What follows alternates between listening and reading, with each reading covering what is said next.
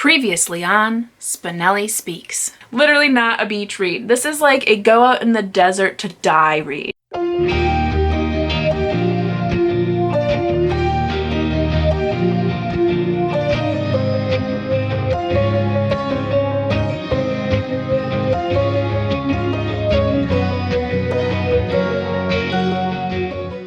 Hi everyone, Danny here. Welcome back to my channel. We are on the final 2 book reviews of July, and it feels really weird that I'm going to be done with these and then I'm going to be moving on to regular programming. It's going to be so weird. I don't know what I'm going to do with myself throughout the day, because this has always been my go-to thing, is to do a review, get it posted, and wow, I'm sure I'll find something to do. Anywho, the book that I'm going to talk with you about today is still like ruminating up here. So some of my thoughts are going to sound really lacking in certain areas because I still haven't really brought it all together in my mind. But I want to get this review out because if you're thinking about reading this book, I think you need to know these things. I actually read this with 3 other lovely ladies, Victoria from A Musical Bookworm, Laura from Book Bubbler, and then Margaret Pinard from Margaret Pinard. And I can tell you right off the bat, so there was 4 of us reading, and it's 50-50 on our liking of this book. Now, we haven't had our final discussions on this book, so I'm thankfully not going to have any other kind of thoughts in my mind. And that's another reason why I wanted to get this out right away, is I wanted this to be my own thoughts. And the only thing that I have gathered from the other ladies is that we are 50-50 on our liking of this book so far. There are 2 of us that I think really like it, and there are 2 of us that don't really like it at all. So I'll just like put that out there. So you have a 50-50 chance of liking this book. I am on the not liking side. I wouldn't say I hated this book. One of us in that group, and I won't name names, hated it. Like, did not like it, wanted to DNF it, just bleh, did not like this book. Though she did get to the end. She did finish it. So she did not DNF. She did finish it for our sake. And I finished it as well. But overall, I had a real issue with this book throughout because I'm not quite sure what the point is. And I don't know if there was supposed to be a point, but I have a few thoughts of what I think is the point, and we'll discuss that here. Now, this is the cover of Essex Serpent. Now, wouldn't you think that this would be the most amazing book you would ever read in your entire life? I mean, look at this cover. Look at it. You're drawn into this book, right? This is a perfect example where that line comes in where don't judge a book by its cover. But not because you might like it, but because it's not good. And that's incorrect in saying, because there are a lot of people that probably would like this book. There is a lot of merit in this book. But let me tell you a little bit of why I did not like the book. Main reason, I felt like it was about nothing. And I didn't very much care for any of the characters. And a lot of the characters were so confusing in their wants and desires.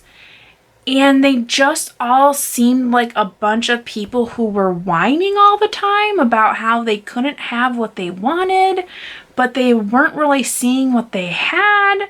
It was really... The characters were so unusual. But there's merit there. There is. I really feel like this would be a book that a undergraduate class would read and discuss, because there's so much here. It seems like everything is in pairs, almost as if there's these dichotomies of everything. So we have, science against religion. We have science against nature. We have religion against superstition. We have man against woman. We have, all these things that you could dissect literally throughout this book and really understand where the author was going as far as trying to shine a light on those things and be creative in those things and try to tie them all together to see how they all work together. And now all of this that I'm saying may sound like I would have enjoyed that. As I am a scholar, I am a reader, I do enjoy breaking a book apart, but not for the sake of breaking it apart. When I picked up this book, I was intending to read it for enjoyment purposes. And in the beginning, it was very enjoyable. I loved the setting. It's in the countryside of Essex. You see some of London. It is set in Victorian times, so late 1800s. The dialogue is very good. The characters are well written, though unusual. Everything would seemingly make sense to make this one of my better read books. But all in all, I still don't think I liked it. There's one character in here named Stella, and she is ill. And we can very easily tell as being avid readers that she has consumption or tuberculosis. Yet she is drawn as an angel figure and is obsessed with the color blue, so much so that everything is blue for her. She looks out the window and the clouds are blue, the sky is blue, the water is blue, the grass is blue, she's blue. She collects blue things. She sits on a blue couch with a blue cushion and blue dress and a blue apron, and everything is blue for her. And that in and of itself is significant in some way. And I, as a student, would look into that more. But as just a basic reader is what I want it to be reading this book, I'm over it. Stop with the blue. I don't care about the blue. So I think that to me too, I was just like, can we be done with this? Why are you so obsessed with this blue? I'm not interested in looking it up. I want you to tell me, Sarah. I want you to tell me. So there was a lot of that. Another thing that was like a fighting theme throughout and with several characters is this, independence versus dependence. So we had a few characters that were very dependent on one another. Their emotions depended on the emotions of the other character or the way that other character may have looked at them, touched them, interacted with them. And towards the end of the book, and I don't know if this is a spoiler, it almost seemed as if the author made or had everyone grow into their own independent person. No matter any of the other people around them and how they affected them, they all ended in a independent way. So that's something to be said as well. So like I said, you could sit and break this entire book apart. You could see all the significance in every word, in every conversation. A quarter of this book is also epistolary, so we see letters being written between characters. And even in those instances, you see more of their character than you do through the eyes of other characters. So the book has value. it has merit. It has those themes and literary devices that a student could just break apart and, dissect. And I just did not want that in this book. And I think that is where I wasn't enjoying it, because I felt like I needed to be more attentive. I needed to be more scholarly in the way that I read this book.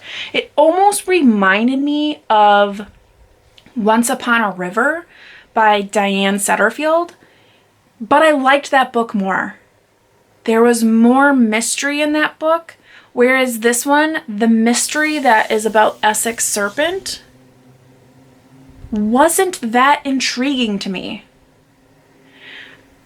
I mean, so the premise of this book is this woman recently becomes a widow and moves to Essex to get some fresh air, basically, to get away from her London life. And she has a very inquisitive mind, and she likes to be in the dirt. She likes the nature. She likes to dig for fossils. She very much considers herself almost like an archaeologist of sorts. And she meets a man who is the preacher in the town, and they build a very strong friendship, and they kind of learn more about themselves through one another. And that friendship is extremely interesting. And he is married to this Stella woman who is dying, and they have some children, and we follow the children. The children freak me out. All of the children in this book are freaky deaky. Like, they are creepy, like Children of the Corn creepy.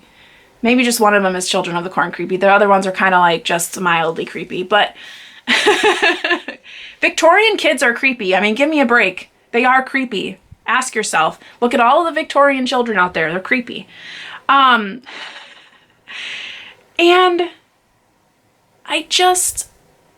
what's the point? Then there's these side characters. Martha, who is Cora, the Londoner's companion, who is obsessed with, like, socialism. Then we have Spencer, who's like a bajillionaire, who is just kind of on the sidelines taking care of everybody, especially this Luke, who is a surgeon. It's just very interesting, all of the characters and how they tie in together. And there's no point. I just don't understand. The point must be finding your independence. It's gotta be that. Because that is the only thing that ties everyone together. There you have it. I figured it out. There you go. So, and then the Essex Serpent. Supposedly, through the grapevine, there is this beast in the water. It's a shore country town, and there's supposedly this serpent with a beak and wings that is wreaking havoc on the town, but not really. It's just more or less, you think you hear it, you think you smell it, you think you see it. There's a dead body that we are introduced to in like the prologue that never even comes up again. And then another dead body, and they just assume it's the serpent. And how that all comes to fruition again. I wasn't intrigued. I wasn't impressed. But it made this book real. Whereas in some books you have that magical realism piece, there is no magic in this. And that comes with that dichotomy of that science versus, or religion versus superstition, science versus nature, all that. So the book is intriguing. I will give you that. I will probably think about this book for days. But I just don't know that I liked it. I guess you can enjoy something without liking it, maybe? I don't know. Are those mutually exclusive? I don't know. If you've read this book, please comment below with your thoughts. What did you think about this book? Are the things that I'm talking about completely off? Or am I just really confused at this point? I don't know. I'll be excited to talk with the other ladies and find out what they thought. Like I said, you're gonna have a 50-50 chance of liking this book. I'm glad I read it. I don't know that I'll keep it, but I mean, this cover is so beautiful. Is that a good enough reason to keep you? I don't know. I don't know. But that's all I'm gonna say about this book. Good luck if you choose to pick it up. But that means for tomorrow, which is our last review of my birthday month of reviews, we have Wuthering Heights. And I think I'm going to be just as muddled as I am with that one.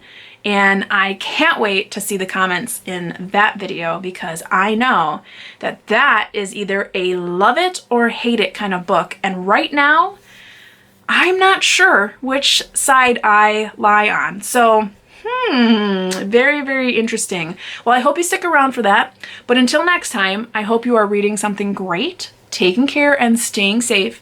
And as always, you know how it goes. Happy reading. Bye.